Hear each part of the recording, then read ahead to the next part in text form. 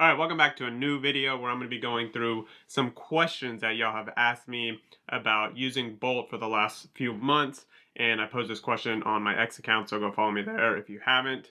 And I basically said that I've launched two products with Bolt, which I have. And I've been using one of them. The other one's kind of in limbo, but still building the other one while I'm doing the hackathon. And if you're curious about the $1 million Bolt hackathon, go check out this other video. But let's get into some of the questions about using Bolt, AI generation, and I'm just going to kind of fly through these. So, first one, what are you building? Well, that's not really helpful for y'all, but I am building two different projects. One was a side project, and I showed that on this channel. That's my hackathon side project, so the side project to the side project, and that is a Bolt directory, which if you're watching this, it might be live, it might not, but go check that out in the link below.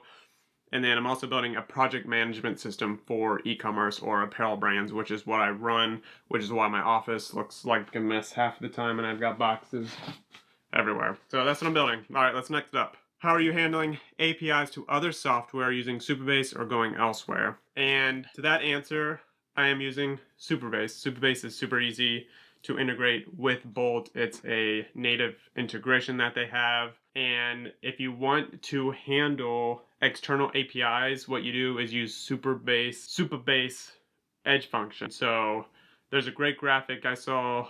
I'll put it up on the screen. This one. So we have Bolt edge function, and then it uses the API there, and it sends it back to the edge function. Edge function sends it back to Bolt. So that's what I'm using for my API. External APIs, that would be OpenAI. Stripe integration is a little bit different. And am I using any other external APIs? Oh, Shopify API as well, as that's done for my e-commerce app. So that's that question. Let's go next. What two products did you launch? Can you link them? Yes, they're in the description below. First, need to buy a pro using their code. If you are wanting to join the hackathon but you haven't signed up for Bolt, sign up for the hackathon. You have to wait 2 to 3 days to get the builder pack, and then you can get their pro subscription for free. So if you don't get that in 3 days, then reach out to Bolt, get on X, reach out to them, or get in the Discord channel and reach out to them. They'll help you. I also should say that this isn't like sponsored by Bolt or anything. I don't have any personal relationships with Bolt. I've just been using it and really enjoy it, and also have had a lot of fun with the hackathon. So there you go. How to manage app security, and also what to do if Bolt can't update or create. So let's go security first. Security, a little bit complex. I talked a little bit about this in my walkthrough video, but security is difficult to do. It's difficult to get right. Bolt does handle some things correctly if you know what you're doing, though, because you can tell it to set up authentication, but it won't handle session, so you need to tell it to handle authentication and session. And then if you're passing API keys through your API, so for me, I have a Shopify integration on Supabase on the edge functions, and I needed to pass some information from here to the edge function, which now that I'm thinking about it, I can pull that information straight from Supabase integration instead of passing it through. But the way that I pass it through is I encrypted that, and then I decrypt it on the edge function. And the only way that you can decrypt it is by having the key, which is stored in your environmental variable. In your environmental variables, no one can get them unless they have your login to Supabase. Everything that I just said doesn't make any sense. I'm going to make a longer walkthrough on some security practices for your SaaS application, for any application. So yeah, it's complex and it's hard to get right, and a lot of people don't even know where to start. I did work for a security company for 4 years now. I only did mostly front-end development, some back-end development, and they handled the security part of it, but I learned a lot of good security techniques. And I've messed around a lot with web development security. So there's that. All right, let's go to the next one. Oh, he also said, what do you do if Bolt can't create a feature for you? Discussion mode. Discuss with Bolt, hit the discussion button, type in, I want to create this feature, what do I do? And it will lay out a plan. And then you can hit a button that says implement this feature. Sometimes discussing it in the discussion mode works better than just typing it into the prompt and making it run. Why is that? I don't necessarily know. It'd be cool to hear from the Bolt team why that is, but that does help a lot. And you can read through the response. If something doesn't make sense to you or you don't want to do that necessarily, you can edit and just talk with it like a friend and tell it what to do, you know. So that's what I would do. Do you know you have 666 followers? I don't anymore. Actually, you know what's crazy? I have 761 followers, almost 100 followers since he tweeted that on May 31st, which is crazy because I have never grown more than 100 followers. I've like somehow. Anyways, I'm not going to talk about Twitter growth. Alright, so does every prompt cost the same amount of tokens? No, as far as I know. Prompts cost variable on what it does, how long it thinks, the code that it outputs, what the machine does. And so everything is different. I don't know if you can even look at how many tokens a prompt generates. You basically just see your tokens going down, and that's it. But if someone says change the button size versus implement brand new feature, the button size is going to be definitely less. I would definitely suggest using either diff mode with the inspector mode or just using the inspector mode so that it can be more direct and have to think less about what you want to do if you're making small changes, and so you reduce the amount of tokens that you use. Now that's me making an educated guess on how many tokens are being used for feature building versus small feature building versus changing the button size. So there's that. Why would I use this if I'm already technical? Great question, Wes. First off, you would use this because you are technical. Look, I'm a front-end developer, a senior front-end developer. This is what I do for work. I'm a React developer. Bolt is built with React or TypeScript, whatever you want to say. It's TypeScript. And it does an excellent job building TypeScript/React components. I'm technical. I know how to build full stack applications, but I don't know how to do everything, right? I know that we need authentication and sessions and tokens. I know that we need, I don't know, what else? We need API requests to the database, stuff like that. And it would take me some time to like dig up the documentation, take some time to learn how to implement it, take time to get things correctly going. But with Bolt and with AI just in general, it knows how to do those things because that's the stuff that it's using to write its code.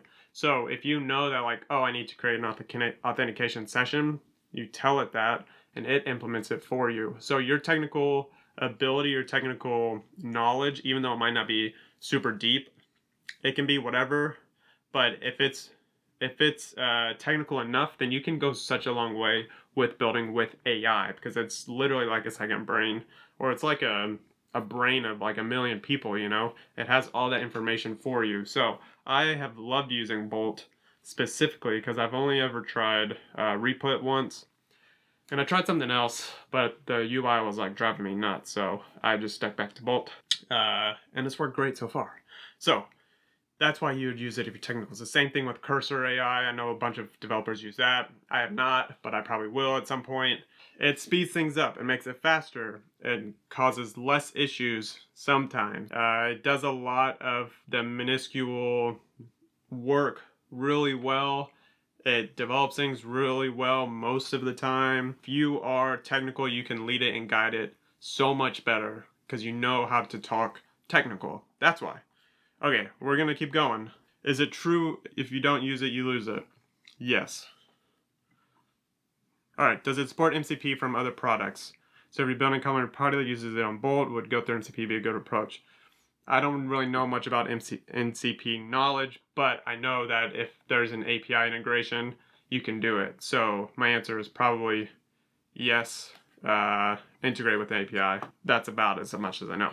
All right, so what are underrated tips you can share? I actually have a video on 5 tips using Bolt specifically on how to use it efficiently, and some secrets on there that I haven't heard talk about much. So go check that video out. Let's see. How can you set up admin panel for customers to edit text, blogs, etc.? That's just a general feature request that you tell Bolt to do. All right, I'm going to keep going on that. How did newbies start? Newbies start at building a simple application. That's what I would do. Watch my videos. Try to get like a general knowledge of Bolt. and then find something simple that you can build. Just one landing page. Tell it to build, I need a landing page, or I need a simple website for my resume. Tell it to do that, and then go in there and start like messing around, start playing with it. That's my best advice for anyone learning anything, is just do it, go in there, learn, build, hack away, and do stuff until you learn it. And then you can come back to my videos and you'll understand a lot more. Then you can go into people that are going through the more technical aspects of programming on YouTube, anywhere. Take a course, go to college, whatever. Find information, use that information, and build up your skills so that you can be efficient in programming with AI, programming in general. Let's see what else. Does Bolt support Open API integration? Yes, it supports everything. Okay, it doesn't support everything, but it supports most things. This is the last one I hit. How have you deployed the app natively or exported the code? Have you had to make changes post-deployment? So I'll answer these in two different ways. One, there's a GitHub integration. So GitHub integration is you can sync your code to GitHub, and you can have branches, or what is called branches. And so usually you have a main branch and then you have a bunch of feature branches. So you main branch, or you can call it production branch, or you can call it staging branch, or you can call it dev branch. And so you develop, and then when you're ready to deploy, you take the branch and you deploy it. And then when you make changes outside of production, change your branch, make changes, merge your branches together, and then deploy that production branch. If that doesn't make any sense, go look up a more breakdown of Git and GitHub, and someone else will explain to you more. So that's one way that you can make changes post-deployment. You can also just make changes on the same branch and deploy it. It doesn't really matter when you don't have many customers, or any customers, or little customers, or a lot of customers. It doesn't really matter unless you're breaking someone's application, breaking your application, causing issues. That's the only time it matters, if you're affecting people's paid software. You can export the code from GitHub. You can export the code from, can you export it from Netlify? I don't know. I think you might be able to export it through Netlify as well. There's also just an export button in Bolt. Oh, it's called StackBlitz. StackBlitz, you can download it from there. StackBlitz is who owns Bolt, I think, or their partners, something like that. But yes, there's a lot of ways to download. There's a lot of ways to get your code. Bolt doesn't own your code, as far as I know. You can download it, use it wherever you want. You can download it, use it with Cursor. You can just, raw dog it, whatever. I'm tired. All right, I hope this is helpful for some of y'all. Let me know if you have any more questions. Reach out to me on X, and check out some of the links in the bio below. Also get 200,000 free tokens and get myself some free tokens by using my Bolt link to sign up, and join the community as well. Link below. All right, I'll see you later. See you in the next video. Toodaloo.